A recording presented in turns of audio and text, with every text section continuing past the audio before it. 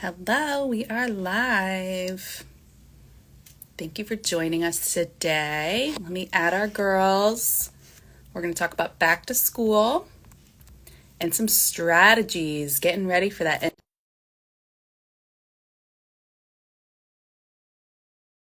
Hold on, we're just getting our girls up so that we can get started with our back to school conversation.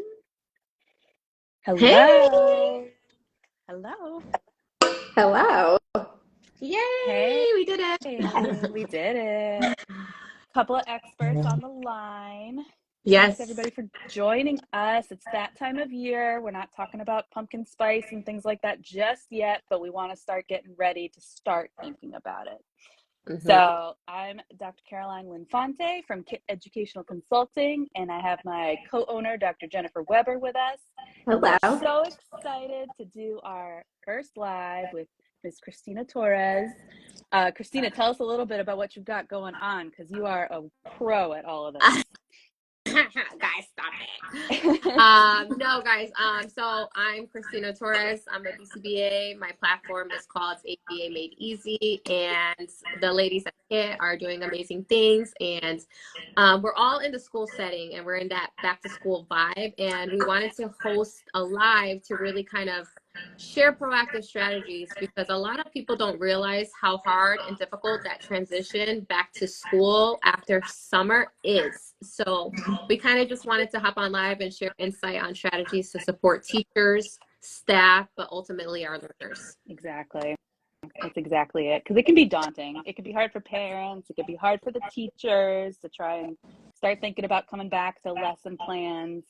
And I think what we have found is that a lot of times in lesson plans, you don't see classroom management strategies or kind of those Yes. procedures and routines and things like that. So I know there is kind of an echo, guys. I don't know why. We were having some technical difficulties before. Sorry about that. Bear with us. But yeah, so those classroom management strategies are kind of what, if you start thinking about those now and what your procedures and routines are going to look like when those kiddos start coming in, it's going to make that first week a whole lot smoother, because that's all you really have to focus on that week. And I think too many schools focus so much with their professional development on like the new curriculum, all of this, but like the teachers aren't really getting time to really think about what are those, like how do they really want to set up their classroom? What are those antecedent strategies? What do they want to utilize for classroom management? And the only way that they're going to think about it is if they're really doing it on their own.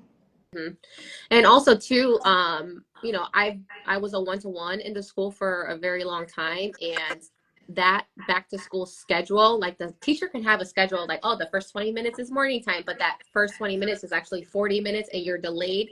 Nothing is going on schedule, and transitions are so difficult. So that's also something to be mindful of, because going back to school, you think you have a solid structure, but you got to kink out, you got to practice it before you master it, right? That's exactly it. And those paraprofessionals, I was a paraprofessional as well. You are in the trenches. That is, I think we've all had it. Jen, I think you were one as well too. Yep. It's one of those experiences where you don't know it until you're in it. Yes. And then once you're in a teacher role or anything else, you understand how important having that paraprofessional is in the classroom. And I think it's so important, if you are a paraprofessional, to kind of look up those classroom management strategies. We share some on our platform. Christina, you share them on your platform as well. That's something that paraprofessionals can brush up on ahead of time. First then is one of my favorite strategies. I use it with my son at home. I use it with my husband. I use it with myself, meaning you just have to do the uncomfy thing first, and then you can do the fun thing later. So if you're a paraprofessional in a school and you're talking to your students and that student doesn't want to get to math right away, maybe it's like, all right, you know what? First, let's just do 5 minutes of math. I'm going to set a timer. We're going to do 5 minutes, and then we're going to take a 1 minute walk, a 1 minute break. And then you just keep building that behavior momentum. Another favorite strategy. See, ABA is just real life, guys. That's all it is. It's not even like, anything crazy. Those two strategies alone could save your school year, your first back to school week, everything like that. Those are my favorites. Yeah. And one thing, because we're talking about math, and math is always like one of those subjects that can be aversive, right? Because it's like not just one So one of the strategies that I always picked up that work is, especially when it comes to a learner that might have like ODD, right? That defines like, no, you always want to give the learner control and give them choices. And it's like, I know we don't want to do this, but should we start on the top of the page or do you want to start on the bottom? Should I circle, you want to circle three? Yep. Which one should we do three first? You know, make the environment fun by giving them choices and options. But also when it comes to math, one of the other strategies I would do is I would literally fold the paper in half or fold it like this. So you have all these projects you got to do. Oh, look, we just got to do just these two. So it's like that visual stim, reducing the amount of what work looks like. That's such a key point. And that visual thing, how much do we do that at home, right? You might just want to write one thing on your to-do list instead of having a whole thing of, 10 items to do on your to-do list. Just visually seeing one thing that you have to do instead of 10 just makes it that much more easy to achieve, which I think is such a great strategy. Math is so much easier to do that with.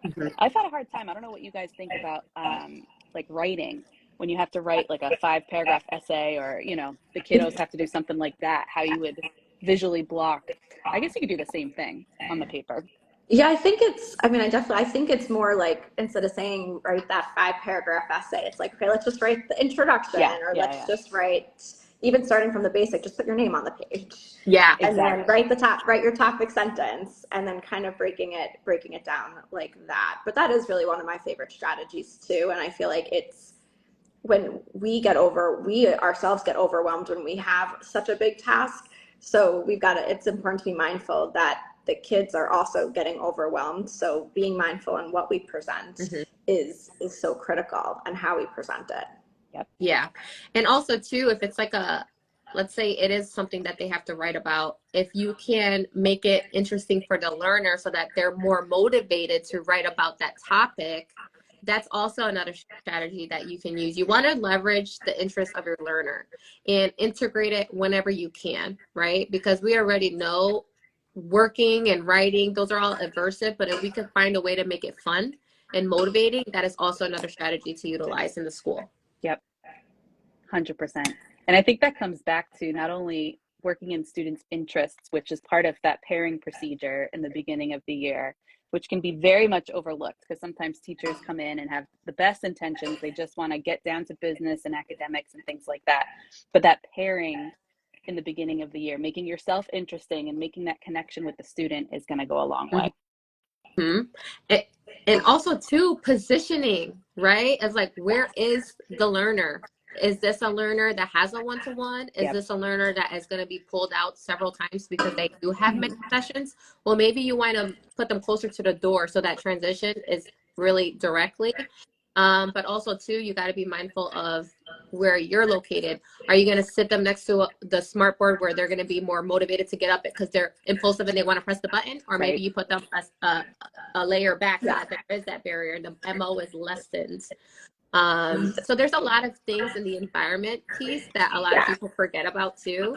Are you going to sit them next to the curtain so they're going to pull the curtain rods because it's right there and they're a kid, I got called in a few years ago for a student in a classroom to consult, and the teacher was so frustrated that the student wouldn't stop drawing during her lessons. So I'm like looking around the classroom, and literally the stack of like blank paper was literally placed right behind her. So she's wanting a whole behavior plan. I'm like, no, all you have to do is like move the paper so it's not in view of the student, and you'll be fine. And then it was like 2 days later, she emailed me, everything changed, it's so much better now. I'm like, yeah, of course, it's just physical environment.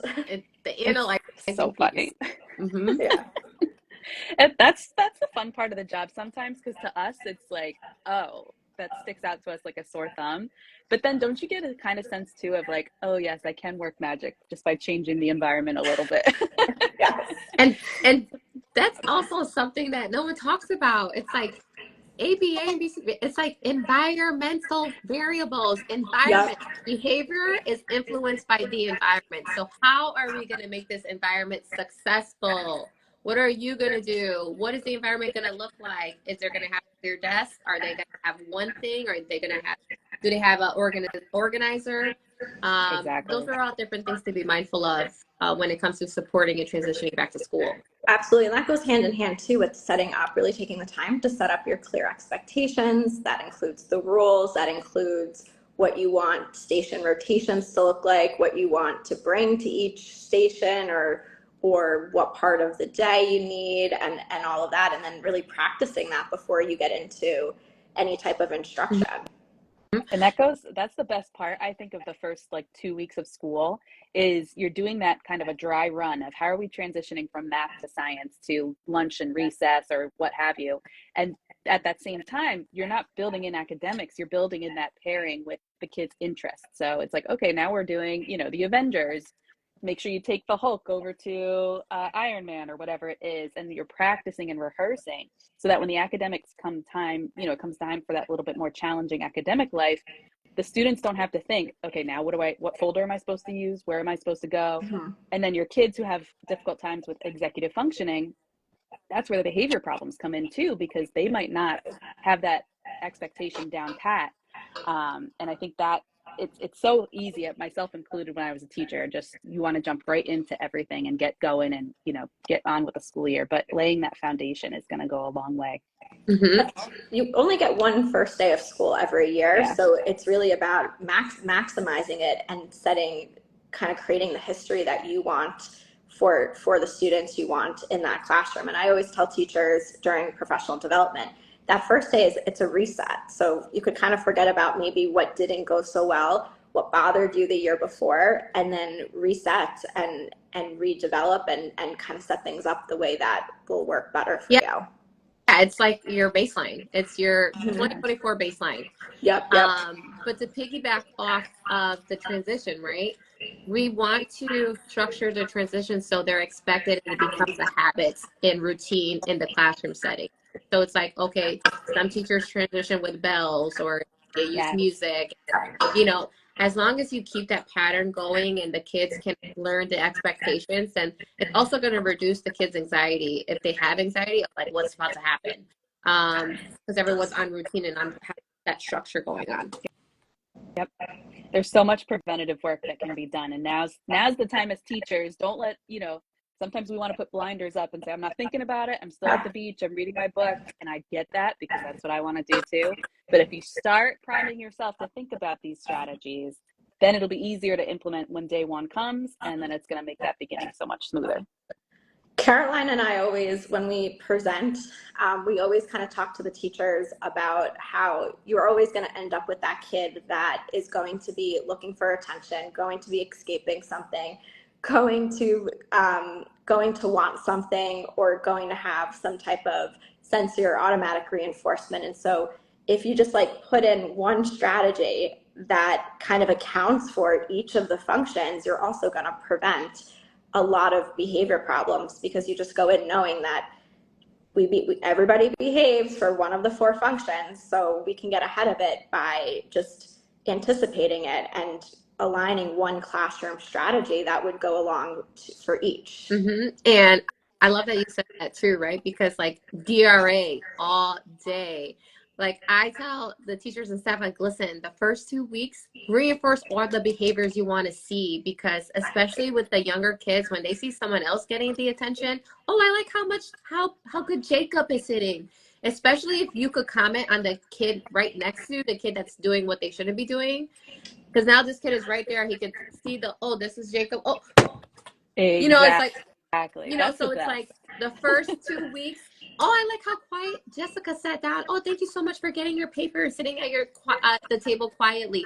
Start labeling all the behaviors and expectations you want to see and acknowledge the effort that the kids are doing it, because that is also going to lay the foundation for what's expected in your classroom. But also, when you do that, you're giving the kids that are not behaving how you want to a visual cue and an opportunity to correct their behavior before you have to acknowledge their wrong behavior. Because we want to reduce you calling out bad behavior by acknowledging appropriate behavior and giving them a chance to fix their behavior. You see what I mean? it's so helpful too, the way that we have to approach this with teachers. It's a way to conserve teacher energy, because teachers Yes. are going to get more burnt out by the end of the day if they're constantly correcting and constantly redirecting. And it's like, okay, I get it. We want, the bad behavior is not even to happen. But if you do it this way, by reinforcing what you want to see, your energy is also going to be preserved. And so you have to kind of, to get that buy-in, that's our job as the BCBAs, to get the buy-in from the teachers as well, which can be a little bit tricky, but it's so important. It can't be Yeah. discounted. And then it's like, it's like, oh, I know it sounds like a lot, but I promise you, you just do it up front. Then you could scale back how often the reinforcement you're acknowledging, because it's already expected. Yep. You see, it's like, I promise you it's going to work, and just, you'll see the difference. Yeah. And I think this goes for parents as well at home with siblings and things like that, because now parents have had their kids home the whole summer. They're getting tired. They're getting ready for routines and things like that, and the sports are going to pick back up. I think that's huge for parents as well, to try and reinforce that at home when they're trying to get their transitions and routines in place for getting to school, coming home from school. It preserves parent energy as well. So I think that can't be understated. Yeah. Which is good. And then one thing too that I want to mention, because I'm so passionate about like the one-to-ones, right? Because like I said, I've been a one-to-one for a long time, and I understand all the contingencies, but also like what the teachers have to deal with and like everything. But something to be mindful of when it comes to a school setting, guys, is that your learner will most likely have service providers, and how the school set up, it's not Monday, Tuesday, Wednesday, Thursday. It's A, B, C, D, E days. So if there's no school on Tuesdays, then Tuesday's not going to look the same. So it's so important for you to have like the letter day schedule on increments, so that you can prime your student. Oh yeah, we're going to have so-and-so today. But also it's going to give you structure on how to follow the routine of school. Especially when it comes to like half a days too. When I would start school, when I was a one-to-one in the first few weeks of school, literally A day, I would write down every single transition. And then on B day, I had a baseline of what yesterday looked like. And then it's like, okay, now we're actually shaping what the actual schedule is going to look like, because yesterday it took 45 minutes, and look at today was 20. And that is a huge difference. And that's where I think Jen, you're probably going right into this, right? The data collection in schools, where teachers get so afraid of data collection. It's like, no, you don't have to sit there and tally mark every single thing. Just that is a data point, 2 data points. It's so easy. Sorry, And I think Jen, I didn't cut that's you off. scheduled to make sure that students that have one-to-ones, everyone is set up for success too. I think even from day one, even though we know you're not doing math or reading or whatnot, really having that schedule posted for the classroom as a whole is important too. I mean, most of us can't get through a meeting without having some type of agenda of what's coming next. So we got to kind of think about the students like that too. Sometimes for the students, just knowing from 10 to 10:40, that would be math. That is going to go a much longer way than really not including that public posting of a schedule for everybody to see and have access to. It's also too to be mindful of like, well, how old are you in elementary school? Because it's different than middle school and high school. And let's kind of bring up that transition from elementary school to middle school, where you have a learner that had a one-to-one, that had one classroom with the same 26 kids, and now they transition to middle school, and there's 7 different classrooms, 7 different teachers, 7 different learning styles, 27 other kids times 7 different hallways to navigate. So you got to be patient and mindful and understand the perspective of our learners too. I think that's so important. And I think that's where thinking about how, as a teacher, you can pair with your students in the beginning of the year and lay those foundations. It's going to help alleviate anxiety and sadness and any type of unpleasant feelings that the parents have, the students have, and then that is going to help your life as a teacher so much more as well. I think we're having some more echoing too. I can hear it as well. Sorry, guys. I was having some technical difficulties before. Before we wrap up in a few minutes, though, I know, Christina, you have some exciting stuff coming out, and Kit has some exciting stuff coming out too. Do you want to start, Christina, and share what you've got going on? Yeah, we have exciting stuff going on. So I'm going to be launching a IEP program actually to support our teachers and students. It's called Empowered. We're getting it published with UnitUsTi. I'm also going to have Rita, who's an IEP lawyer, involved. So we're combining our expertises together to really provide and support that legalese piece, and empower our teachers to really thrive with specific goals that have like accommodations embedded for our learners. So that is something that we're going to be launching soon once it's done. And then also you guys have something you guys are also publishing as well. So go ahead and share. Yes, we are very excited working with UnitUsTi as well on a curriculum for students, for teachers to utilize more so in self-contained classrooms that's aligned to the ABLES and VB MAP. So it's really your one-stop shop for materials that you would need, how to teach the programs, collecting data. The program will graph for you. So we really see it being used for self-contained classrooms, and we're very excited about it. I know, it's super exciting. It's like we get to really help support our future leaders, but also the students and the school setting. Like the school guys, we need a lot of help in the schools. So to be able to provide curriculums and resources to really empower our teachers and support our learners is a super huge accomplishment. So I'm excited for all of us. Yes, absolutely. And we can, yeah, that's why we're here. So it You at mute. You did. Yeah, so really cool stuff coming from ABA Made Easy and Kit Educational Consulting. You ladies have anything else in closing? No, I think we pretty much touched on a lot of good topics, but if you guys are interested in any of the curriculums that we're going to be sharing, please reach out to either of us so we can share how you guys can access that. But thank you guys so much for having me on your live. Yes, absolutely. Thanks for joining us. Yes. We'll see everybody soon. Check out our website. Yes. Happy school year. Happy school year. Happy back to school. All right, Bye. bye-bye. Bye.